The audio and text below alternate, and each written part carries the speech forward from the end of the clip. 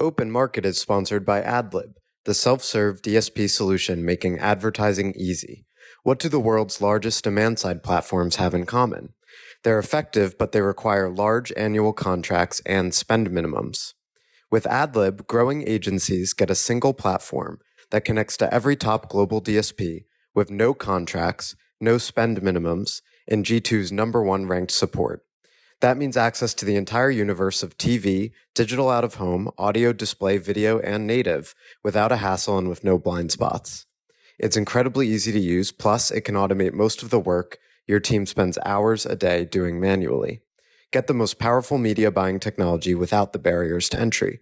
Check out AdLib at getadlib.com today. Diez, who is wearing some sort of Star Wars helmet, which I think makes Eric the Emperor.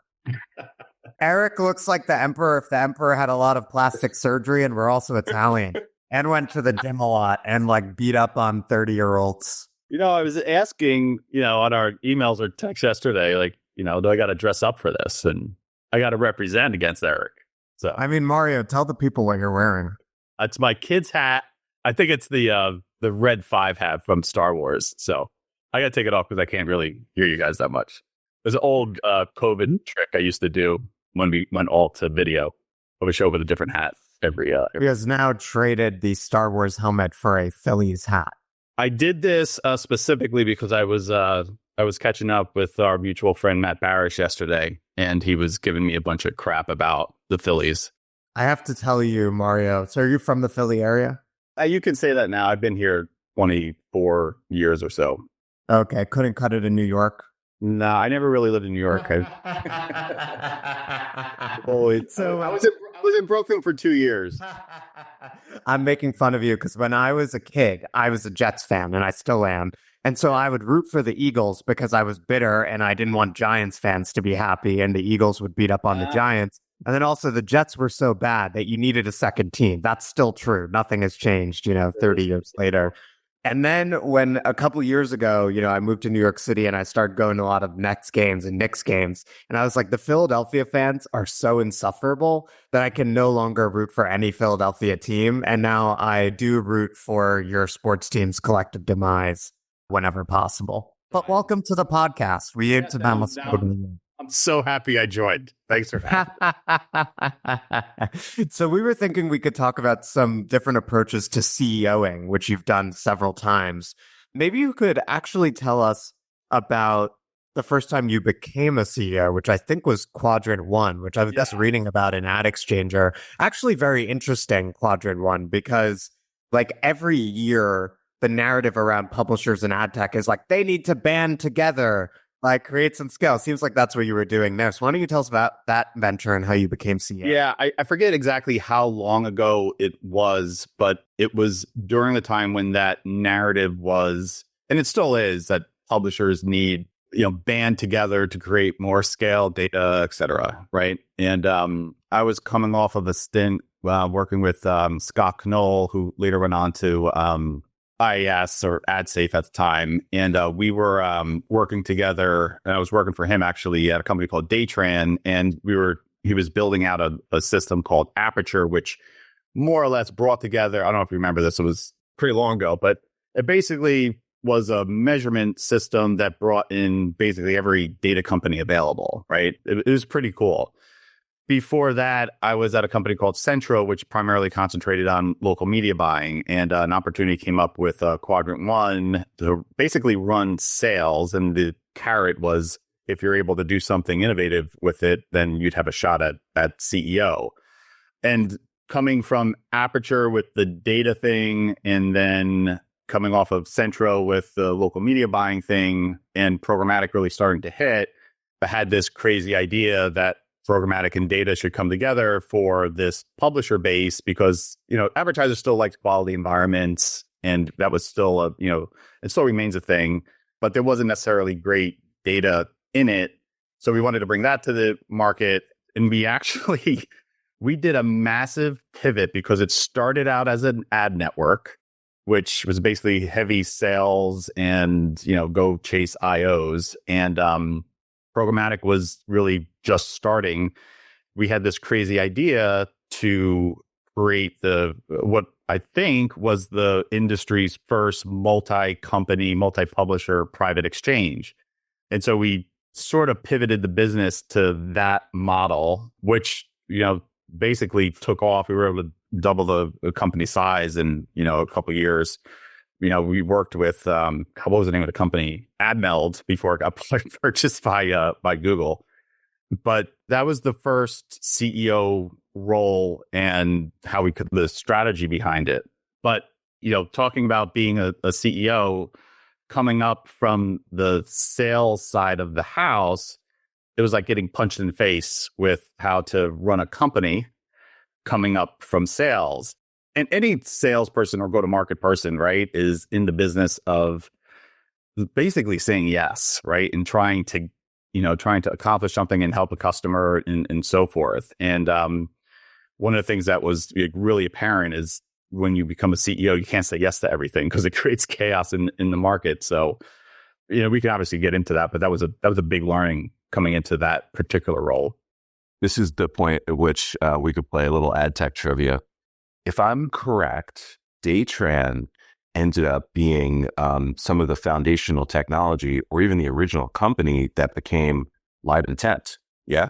That well before my time. I think Matt was at Daytran, and I think he left and then built Live Intent. I think so. I don't know the history, but if I were betting on Poly Markets, I would give it a 90% plus on that.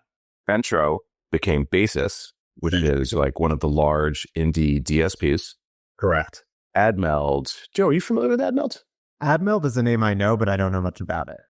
First large SSP acquisition. So there was a moment, and Terry talked about this in our podcast, where Google just basically created this playbook overnight where they built the infrastructure for their own domination of programmatic. They bought a DSP called Invite Media. They bought an SSP called AdMeld. AdMeld CEO is Ben Barocas, who went on to found SourcePoint. Yep. There's your ad tech trivia, Jeff. This is our dynamic. This is the emperor being like, listen, Vader, it's nice you're on the dark side of the force. We used to sell SSPs for great multiples back in the day. We get the DSP and the SSP together and everyone was happy and we were all rich. So there are kind of two different threads here. There's like the ad tech thread and then the CEO thread.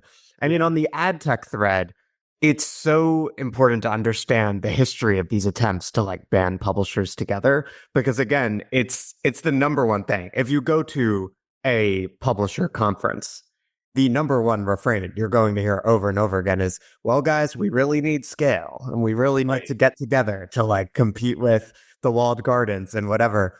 Why didn't it work out 11 to 12 years ago? And why do you think it's ever going to work out? Because my perception is like, no. So it's interesting. I still get phone calls about, others that are thinking about banding together and doing all that. And internally at Quadrant One, at the same time, there was a much larger effort with Hulu going on. And that was a joint venture at the time.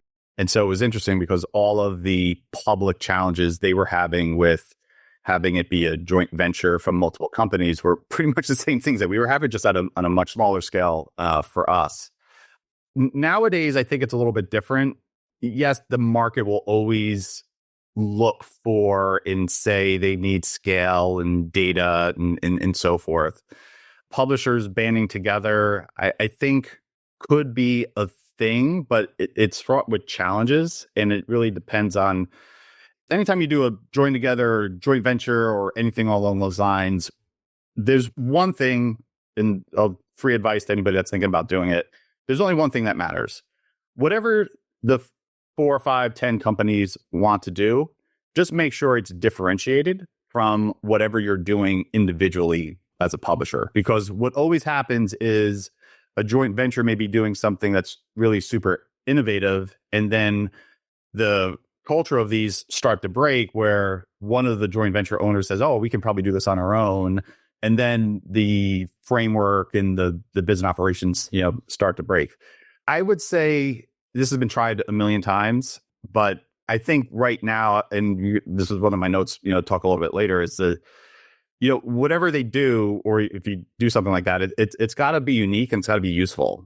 And if it's just scale and data, like unless you're another walled garden, TikTok, Meta, Google, you're not going to compete on that. I think one thing that the banding together idea has missed completely is the idea of measurement and performance, which is largely a challenge because, you go to the scale and data thing, with the walled gardens or whomever else, and they have a nice closed loop. And when you get to the open market, there isn't a simple, easy closed loop. And so the attribution of the media that they're investing isn't necessarily a performance thing. It's more of, I'm investing in this because it's either unique for an audience or unique for usefulness, or, I want to be on publishers that are quality, right? Which, at scale, isn't necessarily a large driver. Yeah, I agree, Mario. There's been so many attempts at this over time, and they've had a 100% failure rate. You can't name one that actually was sustainable and succeeded. And, sometimes I think like in the era that we have right now with all of the technology and, the fact that everything is now like so automated, I tend to think that, there's going to be another one that gives it a shot. But just like fundamentally, the more partners you add to a consortium, it starts to get tricky in terms of like who's going to market and what are they responsible for, and how is how are the rules of like revenue sharing and attribution and all that stuff. How does it work out? And that's where, in my experience, and even through observing some of the stuff that you were working on and had to deal with, that's where it ends up being like really, really difficult to make work. I think the future has got to be an ad network of sorts. If anybody wants to go and do this thing again, some sort of independent entity that's going to market with something that's, unique and different, which is what you said before, right? That's the only way this thing, had a chance. The other nuance, which I don't think a lot of people talk about with these things, is you have the whole global buying ecosystem logging into DSPs and buying inventory, right? So if you do a consortium or group together something or whatever you do, does that really change something for a buyer? Or can they just still access the inventory through their DSPC? It's got to be unique inventory or unique data. You got to have something differentiated. Yeah, that's where I think, again, some of these next generation first party data owners, Shopify or a PayPal, like somebody like that could be in a pretty incredible position to pull something like this off. But what would you then call it? You would call it an RMN, right? Yeah, I mean, it looks and feels like a retail media network, but for the most part, that's a super unique data element, right? Because in theory, they would have the closed loop. But then you get into the issue with like, okay, how many retail media networks, then the categorization of the retail media networks, and then just gets to be too much. And then the buyers are like, I can't do it. I have a platform of record for a reason. So then they get into this push and pull of, well, can you just be a data company or something else? And then you have the normal issues with that. The publishers banding together endeavor makes me think about when people talk about the disadvantages of being a non-founder CEO, where if you haven't been with the company for a long time, like if you're coming in fresh as CEO and that's your first role as the company, you don't know everything the company has tried for like 7 years or whatever it is. Right. And it's the same thing in ad tech, right? It's like in terms of an industry, like if you were a new CEO to ad tech and you were coming from like another software sector or something, like publishers banding, you'd be like, yeah, that makes tons of sense. Like, let's get the scale and the, the data and the inventory and the audiences together, and we should have a more robust value proposition. Just like, 17 people have tried, like give consumers control over their data. I think there are versions of that can work. Like if you go through publishers or whatever, but just like going straight to consumers and being like 100 million consumers are going to use my app and like they're going to take control of their data. They don't care. The consumers don't care. Like at the end of the day, I mean, some do, but at scale, they don't. They will if and when their data is being used to block, in my opinion, services that are required for livelihood, health, and things like that. So if that ultimately happens, I think that's when consumers will start to care. One funny thing that I'll say, Joe, to your point about like not knowing history and things of that nature, first time CEO at Quadrant One, I go into these first board meetings, making this up as I go. And after a couple, I think I was telling my family, I was like, I feel like I'm at Thanksgiving dinner with a family that has been together for 40 years. And I don't know the history because these companies, like the newspaper companies, had been working together with various joint ventures and all this other stuff for years. And I just didn't know the history, and I was just trying to hammer through something. How do you overcome that as a non-founder CEO? Do you need to find someone else in the leadership circle of the company who's been there and get their perspective on things? Yeah. So personally, what I did in that first time CEO role, well, you got to kind of almost humble yourself in that area and be like, you have to start diving into these organizations and the history. And fortunately, the board members that I had were very helpful and aware that it was my first time CEO role. So they were very helpful in terms of letting me understand some of the history with the company. So, if you're a CEO coming in, it's really important to know that, have these companies worked together before? What have they done? What have they failed? Is there any animosity? There's all those types of things, because if you propose something or a direction and it sounds similar to something that they tried, it's going to kill your strategy as a CEO. So it was really, when you're in that type of CEO role or a joint venture where you have those types of investors, which are also operators at individual companies, it's really, really important to understand what they're bringing to the table by way of history or attempts and things. So for those types of CEOs, you got to spend time and you got to do your research, because it would just create, a lot of challenges for you, or opportunities if you look at it that way. You mentioned that you were coming from sales when you first became the CEO, and we don't have to stick with Quadrant One here. We can, of course, talk about many of your three experiences as a CEO. But what do you think are the advantages for someone with a go-to-market background as CEO, and what are some of the gaps they should be most aware of and they should be looking to fill? We talked a little bit about this at the top of the pod. I mean, the biggest advantage coming up through, I would say, a traditional go-to-market, and Eric was in this field too, is you have exceptional knowledge of customers and dynamics, how things get done, how things work through the ecosystem, what's needed to generate success for customers, messaging and so forth. Now, the challenges with that as a CEO fall more on inside of how do you operationalize things at a company, because generally coming from sales, you're one dimensional. There's products, there's solutions, and I'm calling Joe or I'm calling Eric, and it's let's get this done, right? Or how can we help you? That mindset is it's you're almost at blinders on. It's here's the year, here's what we want to do. When you flip that as a CEO, one of the things that I learned really quickly is I moved from working for my CEO or SVP of sales or whoever else to working for my staff. So in that environment, in that context, there's a shift in mindset, which is oftentimes hard for a sales-oriented CEO to take a step back and say, I have to think about what others are going to bring to market, how product gets organized, and be really diligent on it. And that was very hard for me.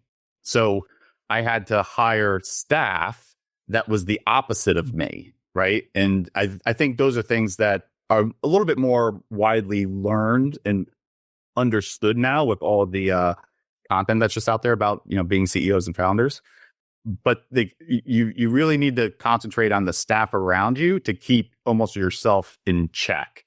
Otherwise, sales-oriented CEOs can just run towards something that wouldn't necessarily be organized or supported, right?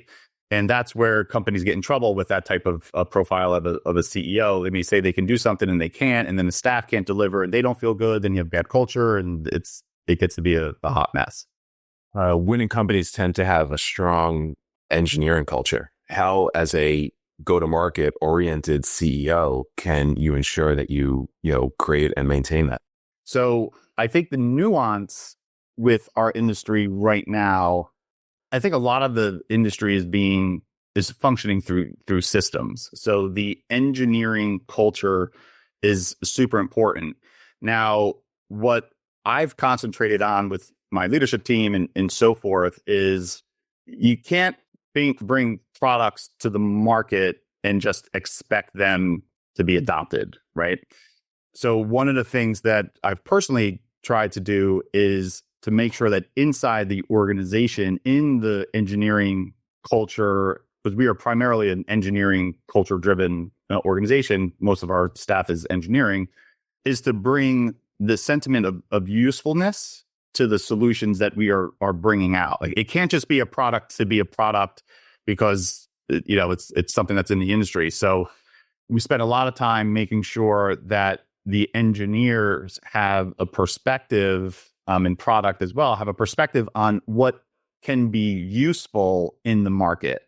And that's probably said a lot, but it's not necessarily practiced a lot, inside of organizations. People will say it, and so what happens, and we can also flip this. So if you had a product oriented CEO, right, that doesn't necessarily have a go-to-market background, and it's primarily engineering, you run into things where you have products without a home or products without a solution in the market. And the company's like, well, why isn't anyone buying this? We built this, and maybe they just don't have the experience that, like, Eric, you would have, coming from what you've done with Undertone and all of your, Ethereum investments and things like that. And so in that case, those types of organizations need to make sure that they have staff or expertise in customers that can help shape the usefulness of their products. So you've been a CEO across 3 different companies, I believe, over the past 15 years or so. How would you say your approach has changed the most from the first time to the most recent time for the last 5+ years as the CEO of Peer39? So this is a little nuanced because each of the companies had different solutions. One was a media asset, another one was DCO, and Peer39 is data. And I think industry-wide, like when Eric and I used to do a lot of work together at Undertone and Point Roll and like selling creative ideas in media, I think one of the things that was pretty evident during that time was the role of relationships and the solutions were what I would call like aspirational or cool ideas or idea centric, right? And so in that case, there was a lot of sex appeal to the type of offerings that we would do. And that was very heavy in terms of heavy sales, heavy marketing. And the struggle was like, you had to have a cool idea. And then the struggle was there was no time frame to essentially get someone to do it because it had to be cool enough for someone to move that on. And so as I personally have moved on, and now here at Peer39 as a data company, I think the industry has changed a fair amount. And a lot of solutions, data, or whatever it may be, have to work with the ecosystem, right? So whether you're in an SSP or whether you're in a DSP or whether you connect with them in some way, or there's connective tissue, or your clean rooms connected in the same way. My personal experience at Peer39 has been that the old model of the cool, the sexy appeal thing is not as big as it used to be. So now it's really more of like, is your solution useful? And it's not even, what's different now in how we go to market is we don't broadly go to market as a thing, right? We don't go broadly as a contextual provider or a brand safety provider or viewability or attention or whatever the things that were CTV transparency provider. We've found that there are problems in the market, which are technology and data can provide. And we focus on, we spend a lot of time on this. We focus very much on the problem we're trying to solve, that specific thing, to whoever the customer is. So I think we moved from, the broad cool ideas to the usefulness piece. And you almost have to go to market that way because there's this other concept that I think is pretty apparent that no one really talks about, which I call the faceless transaction. And, that's just the dynamic of people are using systems to buy and sell media. And if you're not in those systems, one, you're going to have a problem. But two, if you are useful and you help solve something, then that tends to spread like wildfire from what we've experienced. That's so interesting. So it's two things I picked up on there. One, the go-to-market has completely changed, right? Like you need to be, sure that your people are not in the right offices. Your offering is like in the right interfaces. Thing one, and thing two. This ties nicely into something that Joe's been writing about for the better part of this year. You need to be extremely outcome oriented, right? Like you need to have like provable metrics that your product works. It's probably made you a better GTM oriented CEO as a result, I would imagine. Yeah. So I'll be really specific. So to what I was just talking about, like I think a lot of companies will make a mistake of going to market as a broad thing, right? And startups will do this, big companies will do it, and they'll say, we are omnichannel DSP or whatever it may be, right? Some companies need to do that because they're big, they're enterprise or global and what have you. But what we've learned is that you have to be useful and actionable really fast, because maybe this is a leftover thing from COVID, but the buyers, whether you're a managed service company or agencies or whatever it may be, and because everything is so tech and system oriented, there's just problems, right? So our buyers may have, problems with made for advertising. So we can go directly to people and help them uncover their exposure and very fast, like same day, like, do you have this, and activate it, and you're all clean and so forth. Whereas other companies may want to go to market as, we are a quality thing. And then what happens is, your buyers are left to ask, well, what does that mean? Right. So, one of the things that's really important that we spend a lot of time on is this concept of nobody really cares about the company that you're at. They just want help solving something. And if you can help solve that, then the reaction to that and the engagement from that is much, much different. And you can actually scale that, especially with a company like ours, because you're integrated into all these global platforms. It's interesting. These are two different vectors of change that I think both speak to the maturity of the ad tech market vis-a-vis its state, 10 to 15 years ago. So one is less visionary, more pragmatic. At this point, all of these people, agencies, brands, publishers, they've been getting pitched by people like us for 15 years. And they're like, none of them is dying to add another ad tech company to their stack. None of them is like, what I really just want is another, quote unquote, visionary ad tech. They're actively saying no. They're actively trying to cull the list and, consolidate vendors. It's even worse, Joe. Yeah, that's exactly right. Which is why you see also some of like the M&A that's been going on this year. Like people are trying to consolidate their position in the supply chain. So the other thing that comes with that, and what you were saying, Mario, is you need to be more specific, because it's like, it's not like in 2008 where you're like, we're a brand new X or Y. It's like they have DSPs, they have SSPs, they have contextual partners, they have creative partners, they have brand safety vendors. So if you want to innovate in any of these spaces, you need to have a very specific and clear argument, not about quality broadly, because they'll just be like, well, we already have BV or IAS. You need to say there's a specific hole that these things aren't filling that we can fill. Right, exactly. And, back to the broad versus specific, like, Joe, even on your business, right? Like, the consulting that you do, right? You could go to market as this broad PR consultant, right? And you can send a million emails out like, I'm Joe, I've got this podcast and I do all this other stuff. But you go to market very specifically. You go to market for CEOs that are not taking advantage of the opportunity of being more public, how they can engage on. So like that is it's a very valuable thing. It's a very specific thing, because a lot of CEOs will look at it and be like, oh shit, I'm not, and he makes a lot of sense and I should do it.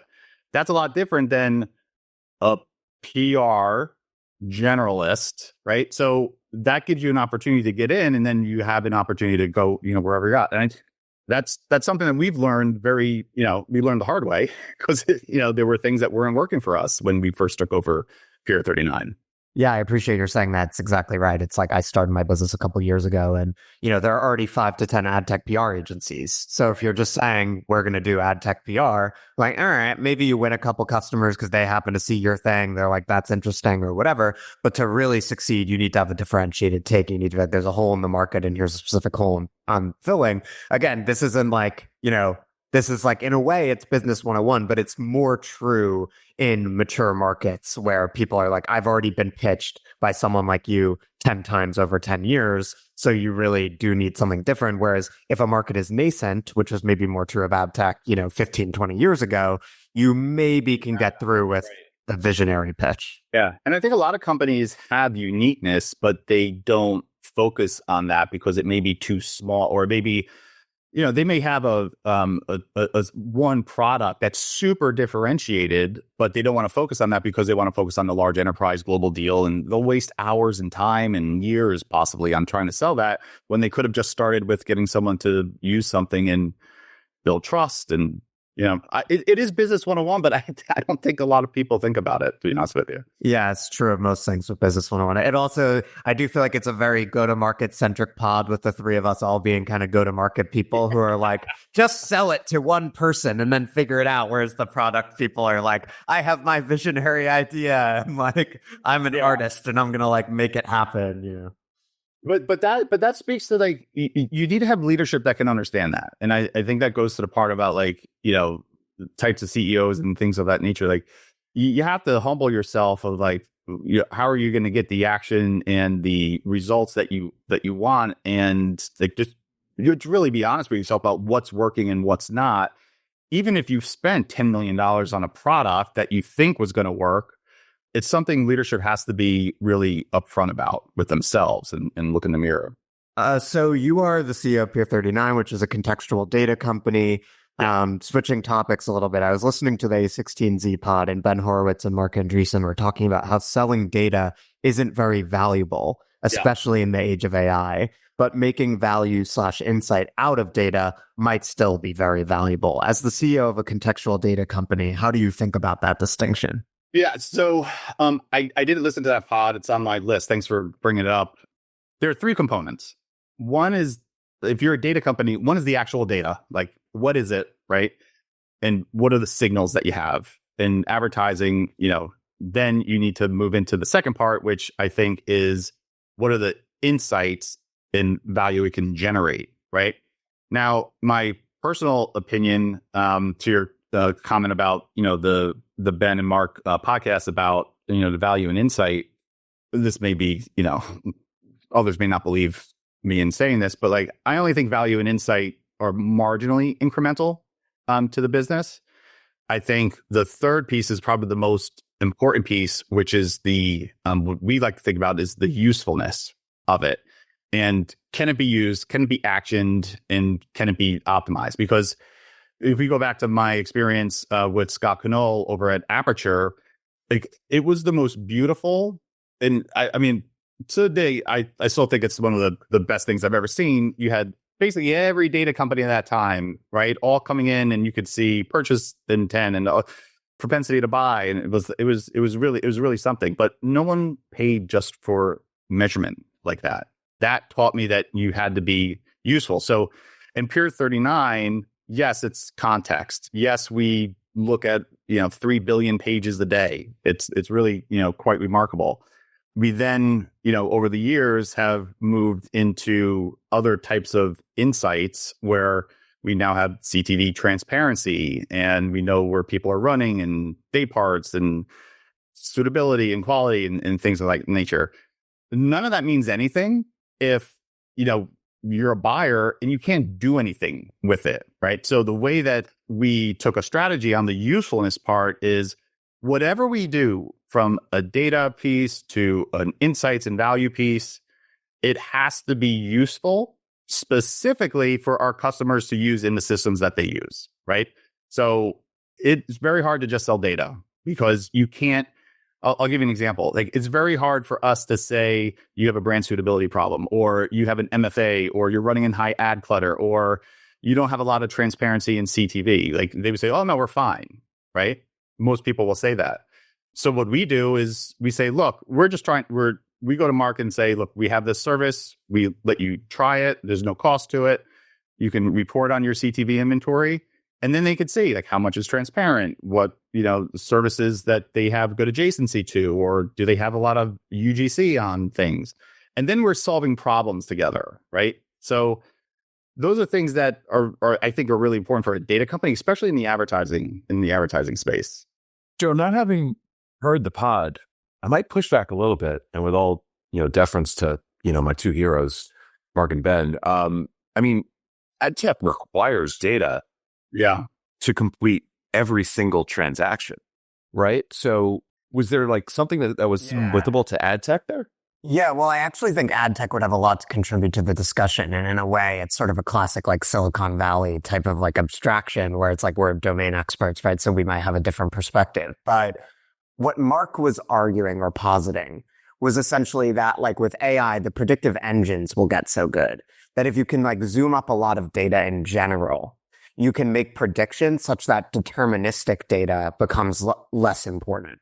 Right. So like you could see that like it's super relevant to advertising. They were using the example of insurance. Right. And Mark was saying like, well, does it really matter if an insurance company knows Joe's personal health data if they've seen, tens of millions of people like Joe and what like, they tend to experience? They could still make like very accurate predictions. I think in advertising, that's like our bread and butter, right? Like that's what we're doing all the time is we're trying to figure out, will Joe respond to this ad? Will it be effective? And what should I bid on it? And so on. And so we're probably in a good position to contribute to a broader discussion about the value of deterministic targeting versus predictions. It's interesting in that context from what I just said with the three parts, the usefulness is potentially moving upstream to called the AI agent of sorts. Yes. Well, there are a couple things going on. One is that the AI agent would hypothetically make the data more useful and actionable. So yes, like that is a big change. But the other is, will the predictive powers of whatever technology we're using get so good that like probabilistic targeting in the ad sense, in the ad context, like would be so much better that, and so much faster that deterministic targeting would be less valuable. In a way, it's almost like the opposite of the direction I feel like ad tech has been going for the past few years because it's been all like first party data. Right. How do you think about Peer39 in a future that looks like that? I would think that maybe we have our own agents or we have contributions to the agents, right? So in similar ways that like a Perplexity is doing deals with like publishers, right, to have access to their content for search results. I can see data companies working with these type of buying agents if we ever get to that point. We're talking like way in the future, Eric, but it may come faster than we think. I think the other crazy part is what happens to the DSPs when the AI agent DSP comes to market and it's super fast, super cheap, and what risk do those platforms have? That's an interesting concept. Maybe we could think about it in the context of Viant, which obviously launched, Viant AI earlier this fall, and that was a big deal. Like, shortly after Chris and Tim Vanderhoek launched Viant AI, they acquired the TV company Iris. Yep. And what Iris essentially gives them is a global content ID. So it's essentially for CTV. So it's essentially contextual targeting on CTV in the DSP. So I think you see how these things are complementary, right? Like what something like a Peer39 does and what a DSP does and how the latter will evolve with AI. It's essentially like AI will automate, media planning, media buying. It will increasingly tell advertisers, just like Google and Meta currently do in their ecosystems, like you should be showing up here and here. To fuel that, you need good contextual data. You need to understand the vast swath of, the open internet, CTV, et cetera, and where you want those advertisers to be showing up. So the question really becomes, like, we understand that those AI agents that are going to be fueling the future of DSPs are going to need good contextual data, good signal to do their job effectively. I think the controversial take that someone like Mark Andreessen is putting forward is that like whether that data needs to be domain specific and whether like any one provider having like a lot of that data in one place matters, or whether like the AI agent will just sort of be able to like ingest everything of it like and bring it to bear on the behalf of advertisers. I think that's sort of the question. And I don't think anyone knows for sure what that'll look like yet. I will say Eric and I are planning on having a couple of like AI entrepreneurs in the space on in the next like 4 to 6 weeks to talk about precisely that, because it'll have a huge impact on the future of the ecosystem. Yeah, I mean, look, AI is fed through data. So I think there's a strong market for data companies that have a substantial amount of signal. We have a lot, personally in Peer39, we've been doing a lot of work with companies that are building the custom algorithms or things like that, which need more data. And because like we're not cookied or ID based, and it's like we're on every CTV content ID, for, even web pages, like there's a lot of benefit to that type of scale data feeding in. So as we go back to your question, I think the usefulness of the data and the scale of it will always have a play, unless the AI companies start to go aggregate it themselves. But then they're going to need to be into the distributed networks and things of that nature, of how, in advertising specifically, how that works. It's going to, get your popcorn ready. It'll be the future of the industry will like largely turn on these questions in the next like 5 to 10 years. It'll be super interesting. And obviously, Aperium is investing in a lot of the companies that are going to drive that forward. What do people get wrong about, just bringing it back to today, what do people get wrong about contextual? Oh, they're doing it all wrong. They're using the data wrong. And they're only using it they're basically riding a horse with one leg. For the most part, people think of context by, they have a campaign, they want to target a couple of keywords and a couple of categories, and they, run a campaign. What we've come to understand now that we've insights and reporting and optimizations and so forth, is that there's a broad swath of signal that is cookieless, right? So if you're on a page, you have the sentiment, you have the words, you have the context, you have the ad positionings, you have time of day, you have all this, all these things. The geolocation, we do things on Zip. CTV is an environment, content and so forth. The way that we look at it is they need to think about all of these broad contextual signals beyond just the keywords and those legacy use cases as basically their co-pilot for programmatic. And the companies that we work with the most use this model, right? So they'll clean up their inventory, avoid MFA, and then they'll use it to optimize into what's relevant. And interestingly enough, we've helped people understand the relationship between like attention and viewability and sentiment, because all of those things matter. The craziest data point that I will tell you is that when we launched attention, take a guess what the highest performing category was for lowest attention but highest viewability. Lowest attention, highest viewability. Don't say CTV. No. Made for advertising. So the pages that were made for advertising are uniquely designed with their ad to content ratios for everything above the fold, everything viewability. But when you look at the models for attention, it's just a complete. So all these things in, like, no pun intended, all these things in context are super important, right? So as buyers go ahead in programmatic, they need all these signals that are not dependent on cookies or IDs and really just have this co-pilot to go in and say, how do I optimize for what's relevant, attention, or what have you, and understand things that are beyond just, uploading a keyword list. Well, we really covered a lot of topics here. We covered the state of contextual now and in the future inflected by AI, go-to-market CEOs and the gaps they have to fill, how go-to-market has changed in the last 20 years, and why publishers banding together hasn't worked and sadly probably never will. It was a lot of fun, guys. I appreciate it. Awesome. Thank you for doing it, Mario. Joe, what should people do if they like this podcast? Like the pod, subscribe, follow us everywhere we are, yell at me in the digital square. Thank you very much for listening, and we'll see you next week.